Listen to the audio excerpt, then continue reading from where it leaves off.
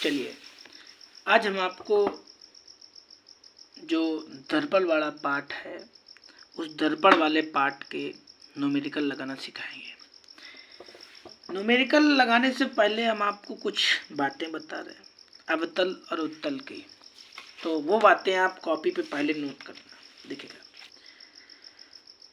पहले ये आप ये समझो, जैसे मान लो ये क्वेश्चन लिख के आया कि एक अवतल दर्पण की फोकस दूरी, ये फोकस दूरी क्या होती है, दर्पण से 30 सेमी की दूरी क्या होती, प्रतिबिंब क्या होती। पहले आप ये बात समझो न्यूमेरिकल लगाने से पहले।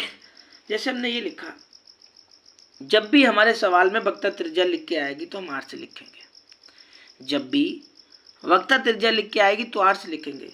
जब फोकस दूरी लिख के आएगी तो एफ से लिखेंगे। जब प्रतिबिंब की दूरी लिख के आएगी तो वी से लिखेंगे। वस्तु की दूरी लिख के आएगी तो यू से लिखेंगे। ठीक है, अब बात करते हैं अवतल दर्पण की कि अवतल में क्या माइनस रहेगा क्या प्लस रहेगा। आइएगा इस पे चर्चा करते हैं। तो अवतल में जो वस्तु की दूरी होगी जितनी भी होगी या जो u का मान होगा वो माइनस में लिया जाएगा। जो वक्रता त्रिज्या होगी, जो वक्रता त्रिज्या का मान होगा वो माइनस में लिया जाएगा। जो फोकस दूरी होगी वो माइनस में ली जाएगी। अब बात आ गई v के मान की। अगर आपका प्रतिबिंब वास्तविक है तो माइनस,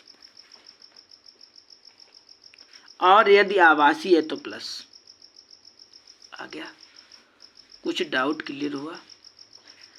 अब बात करेंगे उत्तल में। उत्तल में केवल केवल केवल केवल u बना है भाई मेरा, ये u बना है।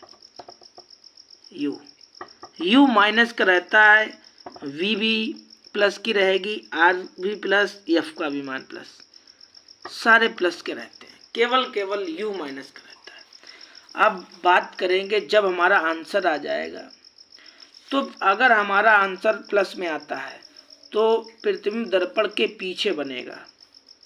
अगर हमारा आंसर प्लस में आता है तो प्रतिबिंब कहाँ बनेगा, दर्पण के पीछे बनेगा। अगर हमारा आंसर ऋणात्मक आता है तो दर्पण के सामने बनेगा। ये इतनी बातें बहुत काम की हैं आपके लिए, इतनी बातें आपके लिए बहुत काम की हैं। ये आप वीडियो रोक के कॉपी में लिखना। जो नए बच्चे हैं 9th से 10th में गए उनके लिए भी बहुत काम की हैं, और जिनको 4 तारीख का पेपर उनके लिए बहुत काम की बातें हैं आपके लिए। ठीक है, अब हम बात करते हैं अपने न्यूमेरिकल की। क्या न्यूमेरिकल में दे रखा है, इतना अगर आप लिख के 2-4 बार पढ़ लो ये न्यूमेरिकल आपसे कोई दिक्कत नहीं आएगी। तो देखिएगा, सबसे पहले आप लिखो कि दिया है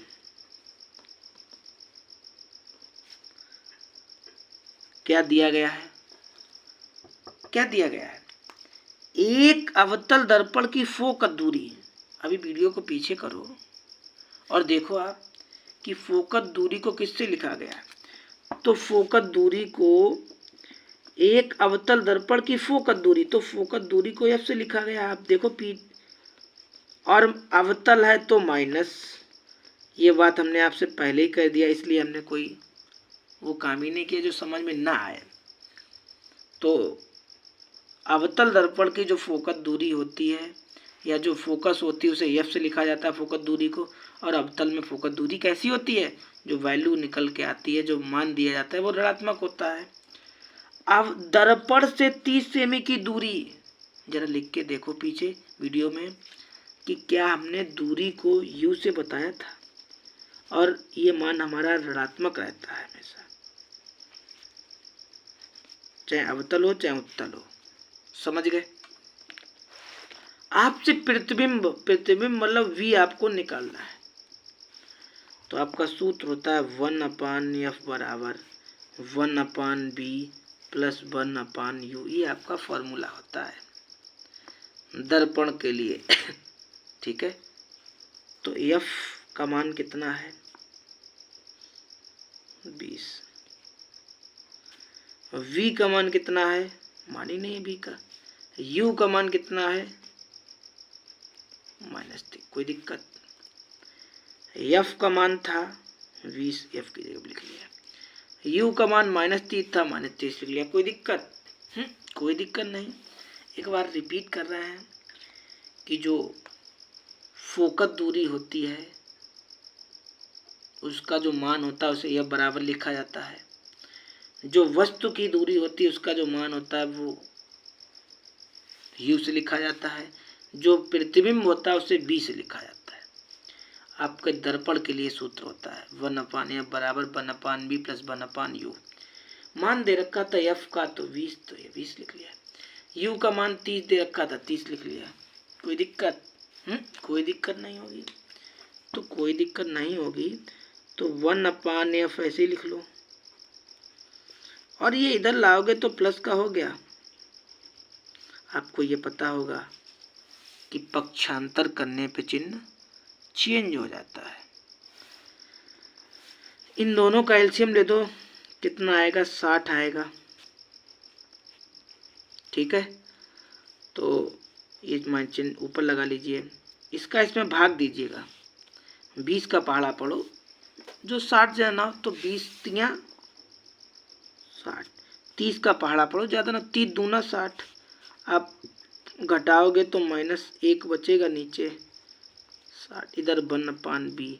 इसका इधर गुणा करो माइनस के B, इसका इधर गुणा करो 60, तो B बराबर -60 सेंटीमीटर। आपका आंसर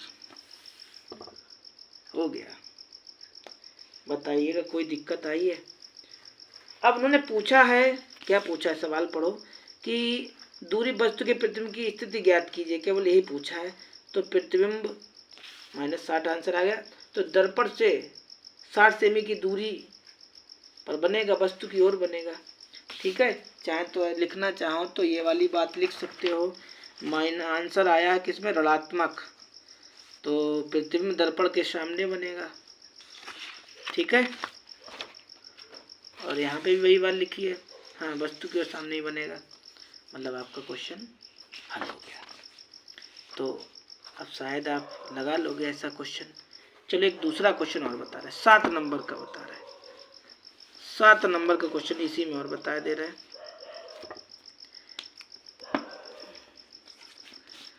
कि एक अवतल दर्पण की फोकस दूरी F बराबर 5 सेंटीमीटर।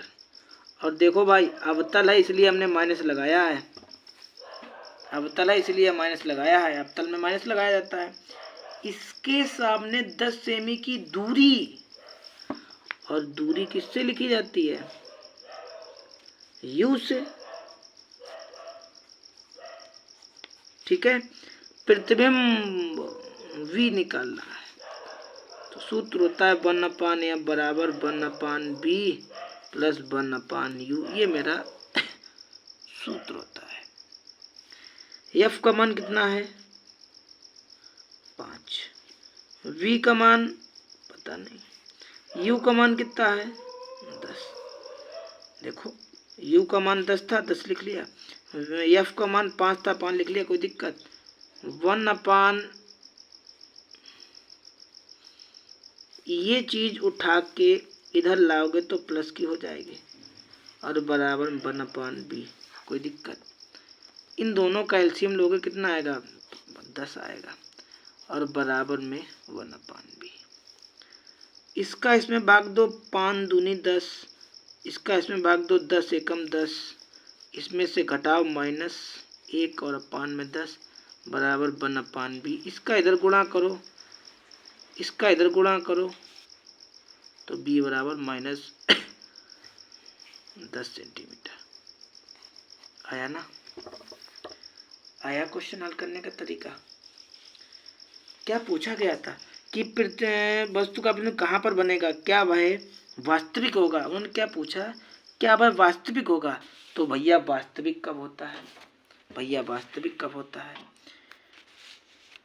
जब हमारा प्रतिबिंब वास्तविक मतलब माइनस है, तो हमारा कैसा होगा? वास्तविक होगा।